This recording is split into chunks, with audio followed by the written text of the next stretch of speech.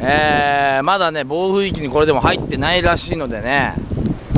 どうもこの街サンデーです。今回の台風9号、非常に勢力が強くてですね、何ですか、945ヘクトパスカル、最大風速はですね、瞬間風速なんと65メーターにもなるそうなんでね、非常に危険ですよね。どうなんでしょう、皆さん、海原町風が強い。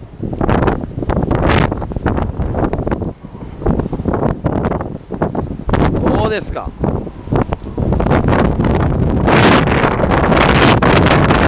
いや、まだですね、雨の方はですね、非常に風が強いということでね、やらせてもらってますけど、